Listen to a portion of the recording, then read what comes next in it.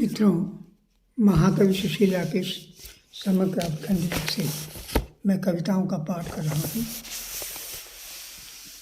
जिसका संपादन पवित्र कुमार शर्मा ने किया है और इसका प्रकाशन रवीना प्रकाशन दिल्ली ने किया है।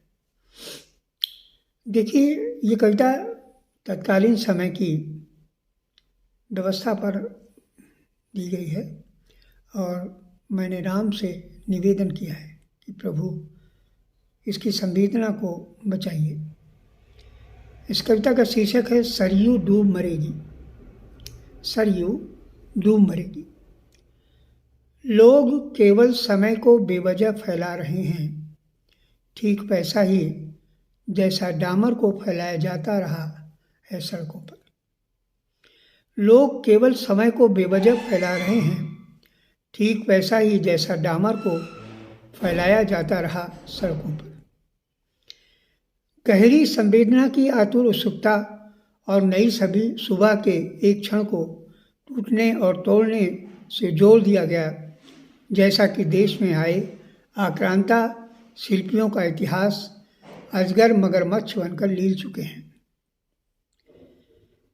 वह पिरामिड हो चुके हैं, किंतु वही सब कुछ उतर रहा है धरती पर विचरने के लिए, लेकिन उतर नहीं रहा है तो केवल सद्भाव की सहजता।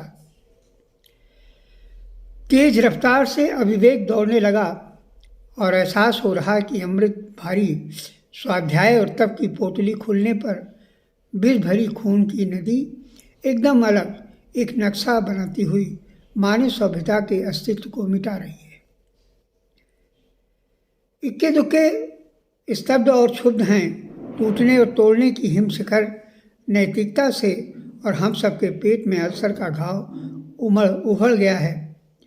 धरती पर प्राकृतिक सुंदरता की जगह अपनी संकीर्ण आँखों से क्षण भर के लिए उस समूचे दिन को झेल जाना चाहते हैं।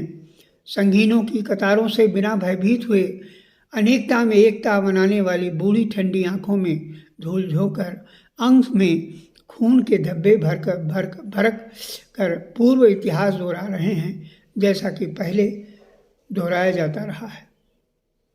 बस फर्क इतना है कि पहले आक्रांता हमारे देश से बाहर से आकर कुछ कर गुजरते थे और आँखों की बूंदों से भरे सागर को ठेलकर उछालें भरते हुए मचलती गर्दनों को ऐड देते थे, और जैसा कि आज आक्रांता हमारे ही देश की छतों, दीवारों, छज्जों, खिड़कियों से कूदकर सद्भाव की भीगे ओंठों को काटकर घायल कंधे तैयार कर रहे हैं, और वह सब कुछ ध्वस्त करने पर उतारू हो गए हैं जो कुछ उन्हें अपने ही देश में नहीं करना चाहिए था।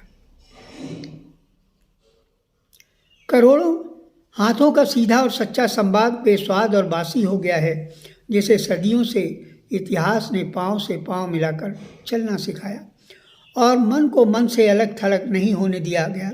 कुछ के सिर कटे, कुछ ने कटवा दिए, और बचे कुचे लोगों ने अपनी सृजनात्मक शक्ति को सरयू की धारा में विलीन कर दिया।